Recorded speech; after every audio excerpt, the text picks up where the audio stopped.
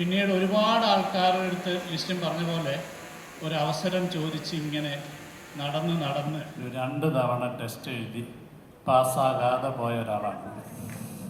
അതുകൊണ്ട് തന്നെ എനിക്ക് പിന്നീട് അടയാർ ഫിലിം ഇൻസ്റ്റിറ്റ്യൂട്ടിൽ ഇൻ്റർവ്യൂവിന് പോവുകയും എനിക്കൊരു ആക്ടിങ് കോഴ്സിനാണ് എനിക്ക് അവർ സെലക്ഷൻ കിട്ടുന്നത്. ഞാൻ കൊടുത്തത് സിനിമാറ്റോഗ്രാഫി ആയിരുന്നു.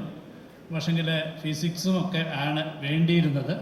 പക്ഷെ ഞാനൊരു സുവോളജി പഠിച്ച് എന്നെ സംബന്ധിച്ചിടത്തോളം ഫിസിക്സ് ഞാൻ പ്രീ ഡിഗ്രിക്ക് ഉപേക്ഷിച്ച ഒരാളാണ്. കോളേജിലൊക്കെ നാടകങ്ങളിൽ അഭിനയിച്ചതുകൊണ്ടായിരിക്കാം, അതിൻ്റെ സർട്ടിഫിക്കറ്റൊക്കെ വെച്ചിട്ടായിരിക്കാം ആക്ടിങ് കോഴ്സിന് കിട്ടിയത്. പക്ഷേ ഞാൻ അത് സ്വീകരിക്കാതെ മടങ്ങുകയും പിന്നീട് ഒരുപാട് ആൾക്കാരുടെ അടുത്ത് ലിസ്റ്റും പറഞ്ഞ പോലെ ഒരവസരം ചോദിച്ച് ഇങ്ങനെ നടന്ന് അവസാനം തീരുമാനിച്ചു 1985 അടുത്ത ഒരു വർഷത്തിനുള്ളിൽ ഒരു സിനിമയിലെങ്കിലും അസിസ്റ്റന്റ് ഡയറക്ടർ ആയെങ്കിൽ സൂയിസൈഡ് ചെയ്തേക്കാമെന്ന് തീരുമാനിച്ചു. ഒരു വർഷം ജീവിതത്തിന് വേണ്ടി ബാക്കി കൊടുക്കുക. ഒരു സിനിമയ്ക്ക് വേണ്ടിയാണ്. ഒരു സിനിമ ചെയ്യണമെന്ന് ആഗ്രഹിച്ചിരുന്നില്ല. ഒരു സിനിമയിൽ ഒരു അസിസ്റ്റന്റ് ഡയറക്ടറെങ്കിലും ആകണമെന്ന് ആഗ്രഹിച്ച ഒരാളായിരുന്നു ഞാൻ.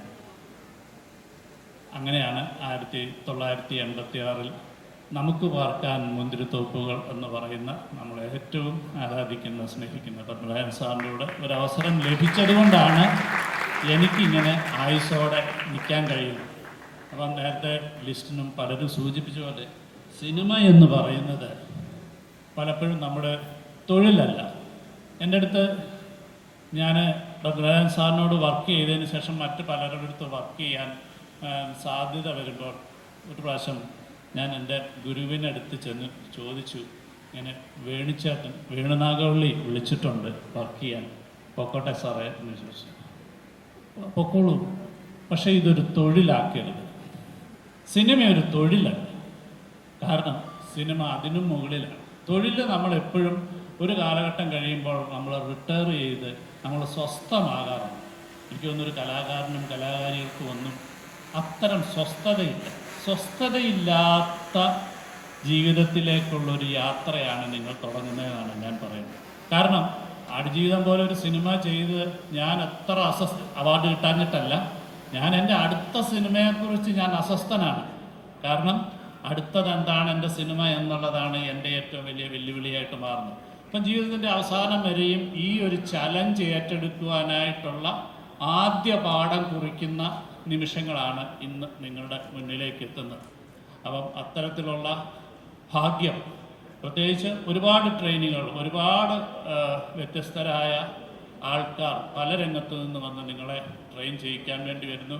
ഞാനൊരു ലിസ്റ്റിൻ്റെ അടുത്ത് പറഞ്ഞു, ഇന്ന് എന്നെ ഒഴിവാക്കുകയാണെങ്കിൽ ഞാൻ ഒരു ദിവസം മുഴുവൻ വന്ന് ഞാൻ കുട്ടികൾക്ക് ക്ലാസ് എടുക്കാമെന്ന് പറഞ്ഞു.